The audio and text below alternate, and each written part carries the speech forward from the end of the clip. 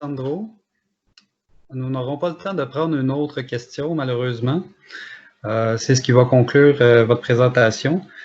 Je laisserai la parole maintenant au professeur Roberto Blancart qui s'est joint à nous. Roberto est professeur au Colegio de México. Il nous présentera les enjeux sociaux, juridiques et religieux de la pandémie au Mexique et en Amérique du Sud. Roberto, vous pouvez activer votre caméra et votre micro et la parole est à vous. Merci. Je crois que la caméra est ouverte, n'est-ce pas? Vous ne voyez pas? Allô? On vous voit très bien, Alessandro, Roberto, et on vous entend très bien. Très bien. Donc, je vais essayer de partager un PowerPoint que j'ai préparé un peu pour ordonner mes idées. Je vais voir si ça passe. Ça se voit? On voit très bien. On voit très bien. Très bien. D'accord. Bon. Alors,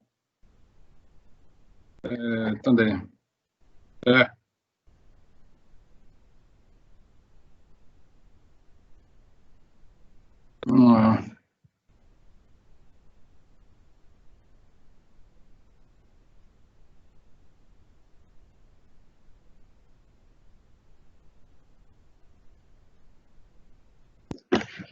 D'accord. Je voudrais commencer par un peu d'histoire. Donc, comme vous savez, nous avons eu une guerre de cristeros au Mexique en 1926-29. Et cette guerre, paradoxalement, disons, elle a éclaté parce que le temple était fermé par la hiérarchie catholique à cause des tensions avec l'État. Et c'est presque 100 ans après. Attendez,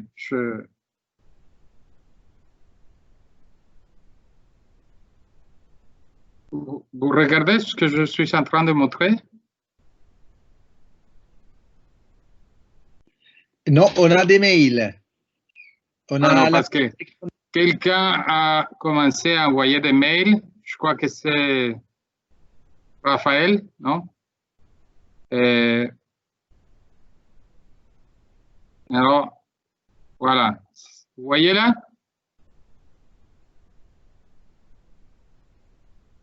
Est-ce que vous regardez? Oui, on voit bien la photo de la guerre des cristeros. D'accord. Bon, chut. Et maintenant, on voit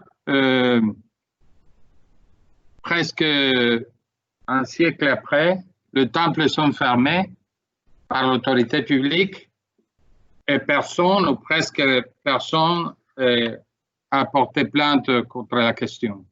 Donc déjà, ça, au Mexique, c'est une espèce de paradoxe parce que l'idée de fermeture des temples est très, très forte, disons parce qu'elle est liée dans la mémoire des Mexicains au problème avec l'Église catholique, entre l'État et l'Église, et puis à la guerre de cristeros. Et puis, une deuxième chose, c'est qu'à l'époque coloniale, pendant la période qu'on appelle novohispane, les processions, quand il y avait des épidémies ou quand il y avait des inondations, on voyait que pour contrecarrer, disons, le problème, il y avait les processions, les grandes processions qui étaient, disons, des actes de masse avec les fonctionnaires publics et les fonctionnaires de l'Église, disons, pour lutter contre les épidémies. Et maintenant, au contraire, on ne peut pas avoir, pour des raisons du coronavirus, on ne peut pas avoir de messe publique, on ne peut pas avoir de célébrations, on ne peut pas avoir de rencontres.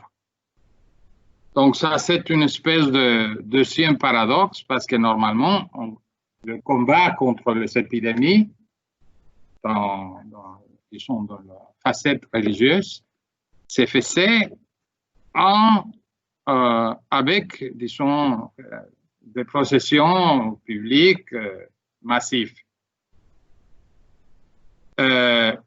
Et on voit comment il y a des gens qui se plaignent parce que les églises sont fermées. Pas trop de gens quand même, mais il y a quand même des gens qui se sentent désespérés. Ils sont surtout ceux qui vont dans quelques temples avec des saints, surtout des saints qui sont le saint préféré pour les causes difficiles et désespérées, par exemple un saint très connu qui s'appelle Saint Judas Tadeo. Alors, pour arriver à la question centrale, je me pose la question, qu'est-ce qu'on a perdu avec cette pandémie? Tout d'abord, pour moi, ce n'est pas un problème de liberté religieuse, parce que la question de liberté religieuse ne se pose pas, ça n'a pas posé la question, elle n'a pas été mise en relevance dans les discussions récentes autour de la pandémie. Mais au contraire, ce qu'on a perdu, c'est la partie sociale de la religion. Et bien sûr, si on suit Durkheim, si la religion c'est la société, alors on a perdu la partie sociale de la religion, alors qu'est-ce qui nous reste? On peut se demander, c'est la religion. Donc on revient à la question de la religion individuelle ou privatisée, parce que là, quand on voit comment la religion individualisée, qui est une chose déjà ancienne, si on revient à la question de Thomas Dugman et son livre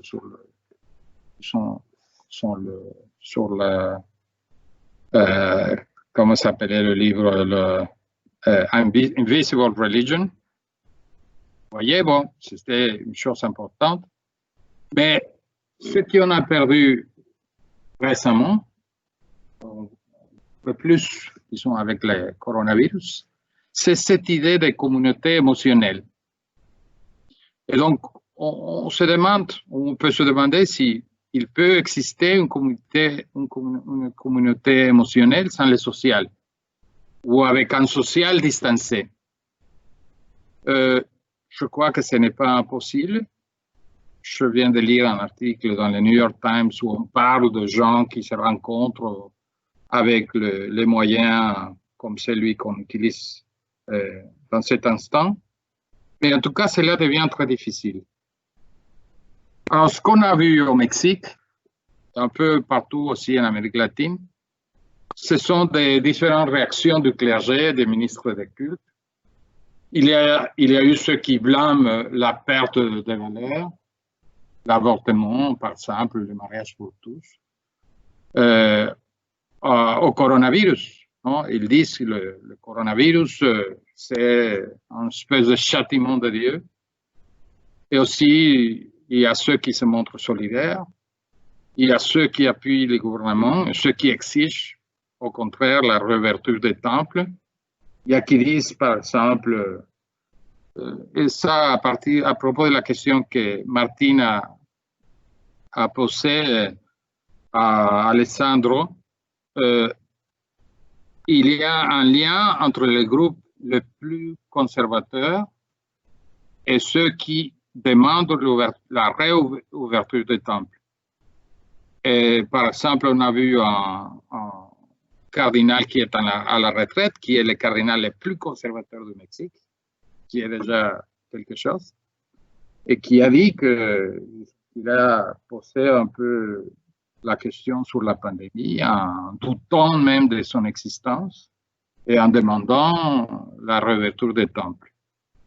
Il y a aussi ceux qui nient l'importance du virus, ceux qui voient la fin du temps, ceux qui s'inquiètent pour les pauvres, pour les isoler dans les maisons, dans les prisons, par exemple, et les plus défavorisés, ceux qui voient aussi dans la pandémie une opportunité pour l'avenir. Et puis, je crois que c'est important de dire, il y a ceux qui, du côté politique, essayent de profiter de la situation pour gagner des adeptes en jouant la carte de la religiosité, un peu comme ce que Alessandro a fait mention sur Matteo Salvini et le symbole religieux. Donc,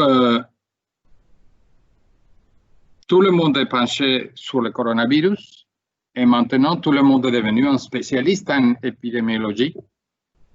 Tout le monde attend une cure contre la maladie ou la première vaccine. Et ça, je vais expliquer pourquoi je dis ça. La foi reste, mais elle est complètement subordonnée à la science ou à certaines idées de la science, même s'il y a aussi des dissidents de cette foi scientifique qui apparaissent dans les diverses théories conspiratives. Donc la question, ce n'est pas simplement foi contre science, mais quel type de foi, quel type de science et quel type de croyance autour de la pandémie.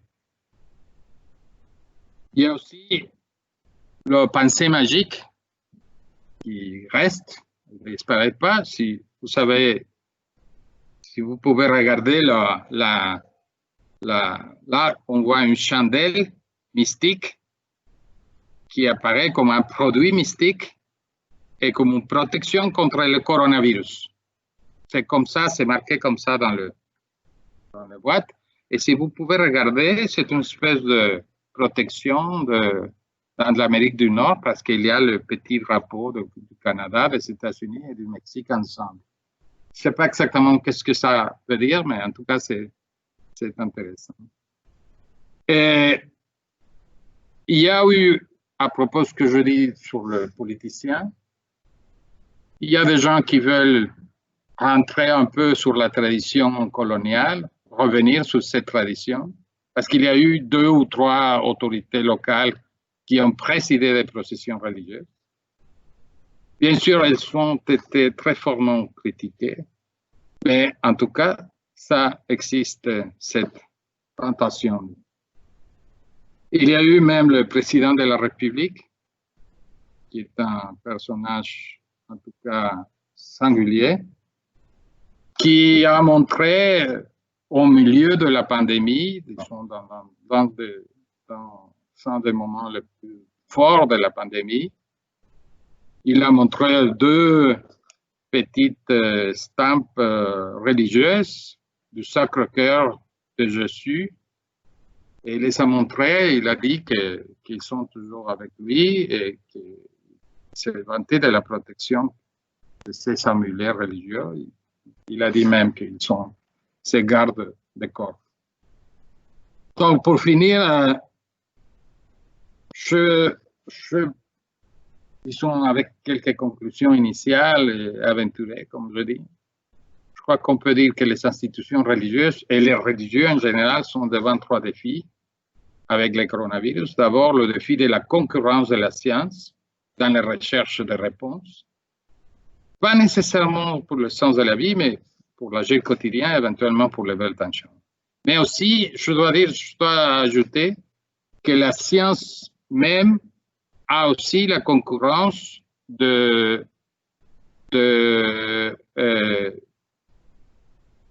théories conspiratives qui ont surgi d'une manière très large et qui sont des théories mondiales parce qu'elles viennent des États-Unis, elles viennent de l'Europe, elles viennent du premier monde, disons.